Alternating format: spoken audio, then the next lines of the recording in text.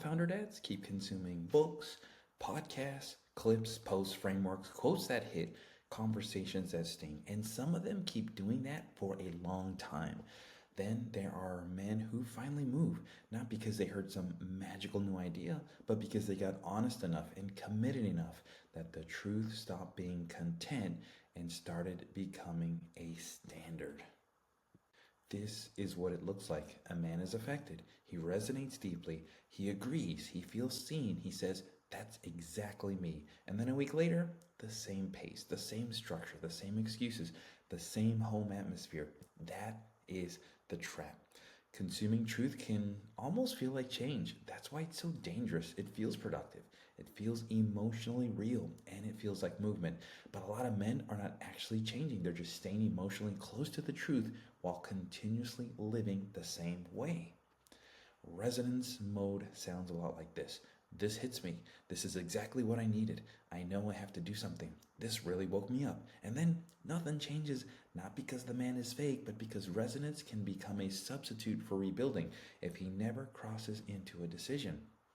Men stay here because it feels honest, it feels active, it feels close to the work, but it does not cost enough, it does not interrupt enough, it does not force enough. So a man can live in content mode and still tell himself that he's working on it, and that's how years disappear.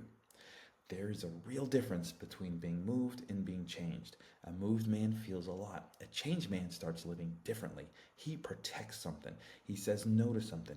He enters a room. He tells the truth. He stops leaving everything open to negotiation. That's different. A lot of men finally move when something flips. The cost of staying the same becomes more painful than the cost of changing, not just intellectually, but in the gut, at home, in silence, in the way the kids stop asking, in the way the marriage thins out. That is when consuming stops feeling like enough. The man who finally moves usually does a few things differently. He stops browsing, he steps in, he commits, he tells the truth, he lets the change cost him something real. And this is why movement happens faster. Not because he sounds better, not because he sounds content, because he stopped keeping the truth casual. The consuming man stays near the fire. He warms his hands. He feels the truth, likes the room, likes the language, likes the feeling of almost doing something. But he never actually walks in. And that is a dangerous place to live because it lets the man feel awake while staying unchanged. This matters because your family does not live inside of what hit you. They live inside of what you do, what you protect, what you stop tolerating, what you change, what gets rebuilt. This is why the difference between consuming and moving matters so much. The right room exposes a question. Have you changed or have you just resonated? Have you rebuilt anything? Have you interrupted anything? Have you stopped anything? That question is harder to dodge when you're sitting with other men who are no longer there casually. The room matters because it makes it harder to stay abstract, harder to stay general, harder to keep everything theoretical, harder to keep pretending that agreement is enough. That is part of why some men finally move in the right room. Truth gets heavier there. Don't build a library of truth while home keeps paying for your delay. Don't collect language for your life when you still haven't rebuilt. Don't confuse emotional reaction with structural change. There comes a point where more content stops helping and starts helping you hide. Ask yourself a better question. What has actually changed? Not what did I feel, not what did I agree with, what changed? What do I do differently now? What in my home feels different because of what I say matters? That question separates movement from consumption fast. Movement sounds different. This stops here. This gets protected. I'm in the room. I'm done delaying. I'm done just hovering near what I've already known. The language carries weight because it leads to consequence. The practical shift is simple. Turn one truth into one standard, one line, one room, one change, one thing that holds now because you stop treating the truth casually.